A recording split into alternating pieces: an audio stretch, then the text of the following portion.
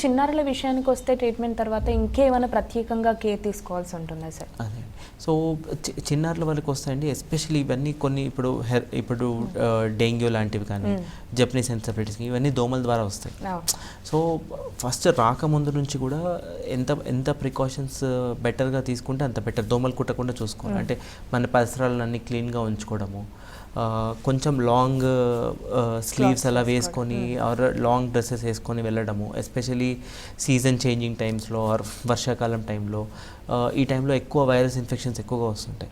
So virus infections రాకుండా చూసుకోవడము, ఎవరికన్నా చుట్టుపక్కల వాళ్ళకి కాఫ్ కోల్డ్ ఉంటే కొంచెం ప్రొటెక్షన్ తీసుకోవడం, మాస్క్ లాగా పెట్టుకోవడము.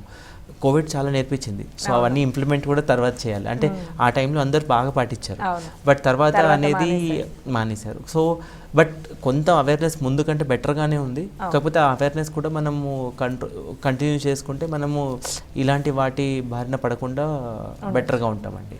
అంటే ఇప్పుడు చిన్నారుల విషయంలో కానీ పెద్దల విషయంలో కానీ సరే, ఒకసారి ఈ మెదడు వాపు అనేది వచ్చి క్యూర్ అయిన తర్వాత అజాగ్రత్తగా ఉండడం వల్ల మళ్ళీ ఏమైనా అటాక్ అయ్యే ఛాన్సెస్ ఈజీగా ఉంటాయి?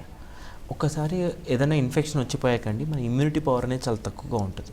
సో ఒకసారి ఇమ్యూనిటీ తక్కువగా ఉన్నప్పుడు మనకు ఆ ఇన్ఫెక్షనే కాదు వేరే ఇన్ఫెక్షన్లు కూడా వచ్చే ఛాన్సెస్ ఉంటాయి.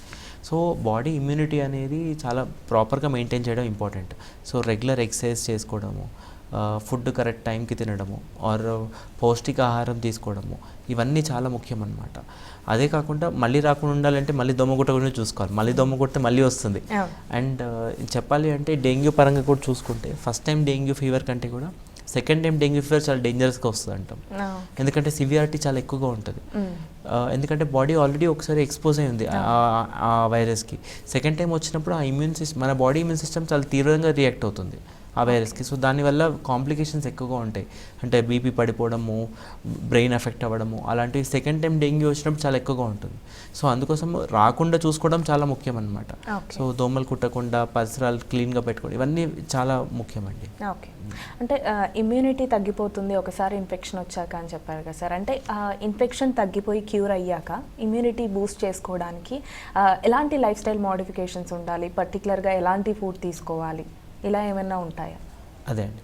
సో ఎస్పెషలీ మన బాడీ ఇమ్యూనిటీ పెంచుకోవడానికి first and most important exercise అండి. సో ఎక్సర్సైజ్ అని ఎలా చెప్తాము అంటే కార్డియో యాక్టివిటీ చేయాలని చెప్తాము. అంటే అట్లీస్ట్ ఒక 30 minutes every day, at least 5 days a week. అంటే వారంలో 4-5 రోజులు మినిమం 30 minutes ఆఫ్ ఎక్సర్సైజ్ చాలా ఇంపార్టెంట్.